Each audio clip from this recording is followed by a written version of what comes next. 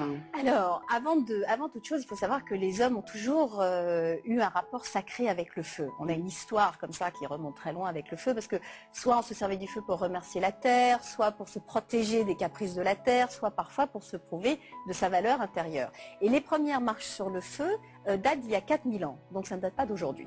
Ça fait longtemps que ça dure. Alors à Bali, par exemple, ce sont les jeunes filles que l'on fait marcher sur le feu au moment de la puberté. D'ailleurs, le soir, nous avons marché ensemble. Il y avait 2 jeunes filles de 16 ans qui étaient là, et elles étaient prêtes à traverser le feu bien avant les adultes. Elles étaient extrêmement remontées pour passer.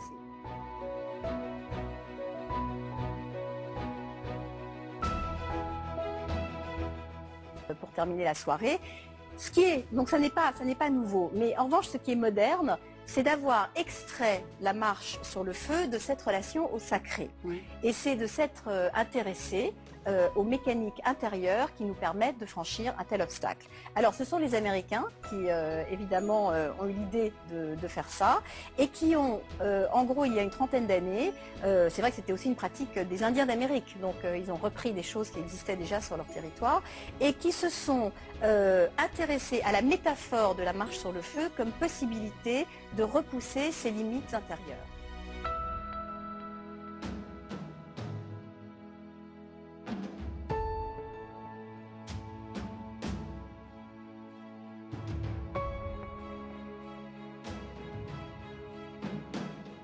Lorsqu'on a traversé pieds nus des braises qui font 650 degrés et que l'on ne s'est pas brûlé les pieds, la petite voix intérieure qui vous dit « c'est dangereux, n'y va pas, ne le fais pas, tu ne peux pas », est obligée de se taire. Ouais. Parce qu'on vient de lui prouver qu'elle avait tort.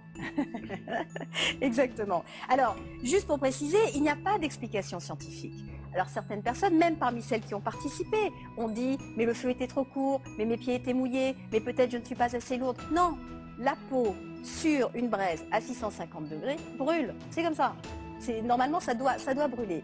Or, il se trouve que si je mets l'énergie nécessaire, alors on se sert d'un certain nombre d'outils, bien sûr. Il y a de la visualisation, le fait de se projeter de l'autre côté est déjà le point de départ. Ensuite, le fait de faire référence à des expériences passées qui ont été extrêmement positives dans votre vie va vous donner la puissance nécessaire, et on va emmagasiner comme ça de la puissance en se voyant de l'autre côté. Et à partir du moment où mon intention est totalement déterminée, définie et claire, si je me vois de l'autre côté, si je vais traverser, eh bien ça marche.